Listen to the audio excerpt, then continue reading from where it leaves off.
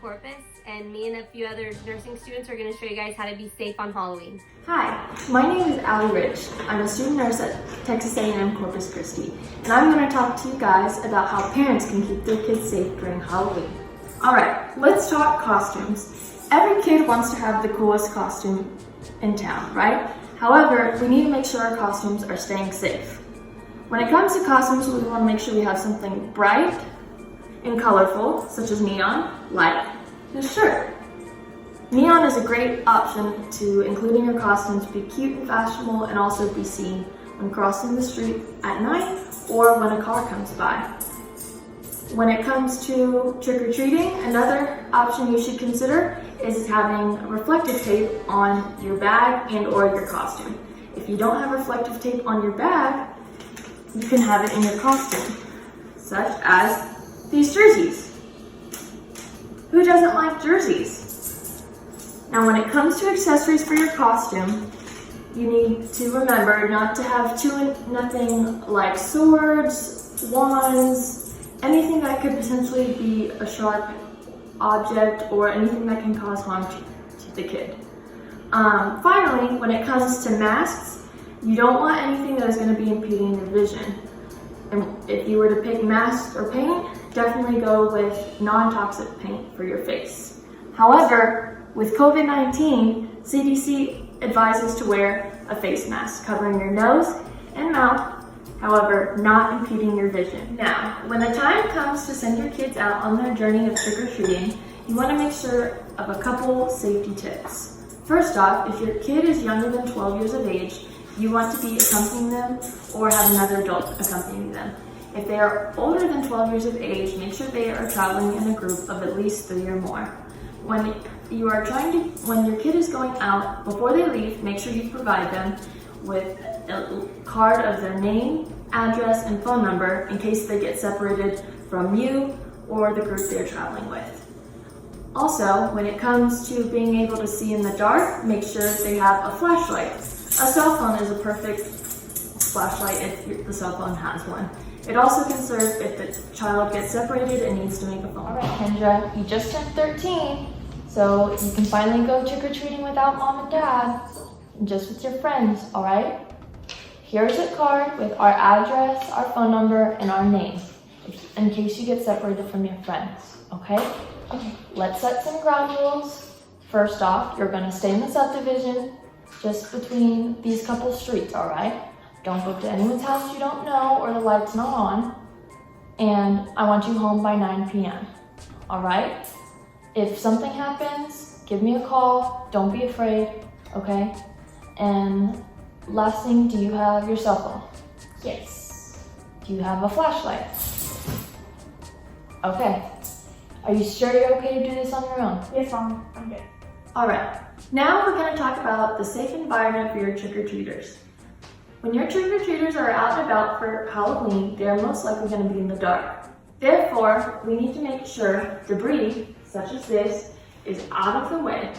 Debris can include toys, water hoses, bikes, or anything else that your trick-or-treaters could step on or fall on.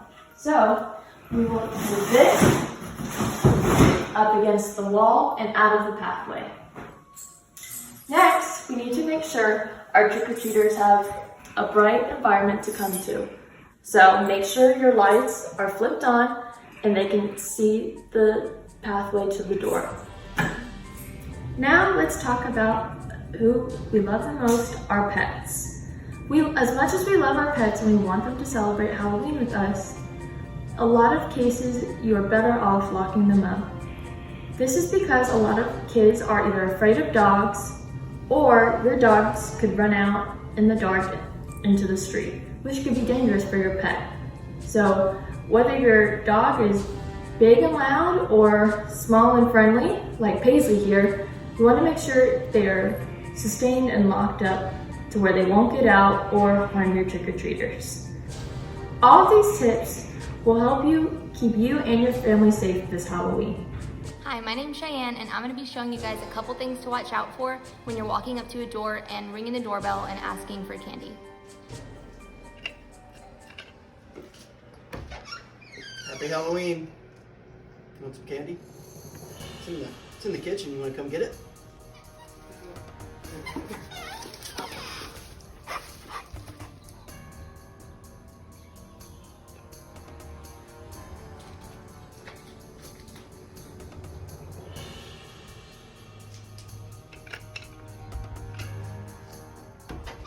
Trick or treat. Want some candy? I got this kind of candy, or I got this kind of candy. What? No, there's no candy here. Go away. Hey kids, my name is Brianna Garcia. I'm a 10 UCC nursing student, and today we'll be going over Halloween safety. So when you go trick-or-treating, it's usually dark outside, right? So what do you think you could use in order to see? If you said flashlight, you're right. Why use a flashlight? Well, here's what could happen if you don't use one. Luckily, the driver was able to see the trick-or-treater and stop just in time. Now, let's see with a flashlight.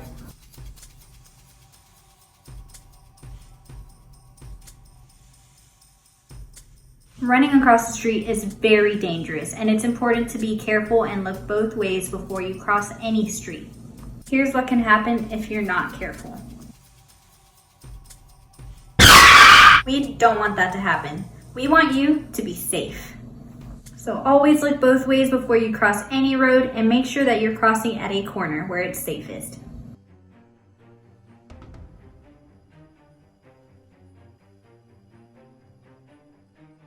And never walk in the middle of the street. It's unsafe.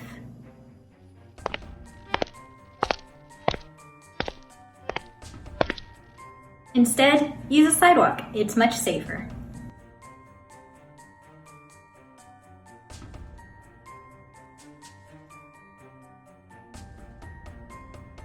So let's review. First, make sure you use a flashlight. Not only will you be able to see around yourself, but others will be able to see you. Second, always cross at a corner and make sure that you look both ways before crossing any street. Lastly, make sure you always walk on the sidewalk and never walk in the middle of the street. I hope this was helpful. Have a safe but spooky Halloween. Hi guys, my name's Dakota and I'm here to show you guys how to go through your candy at the end of the night and make sure it's all safe. Make sure you have a parent there to double check. So first thing you want to do is dump out all your candy like this and then spread it all out so you can see it all. Now you want to go piece by piece and look through all the candy and make sure there's none that are in wrong packaging, there's no rips, they're not in separate bags, anything like that.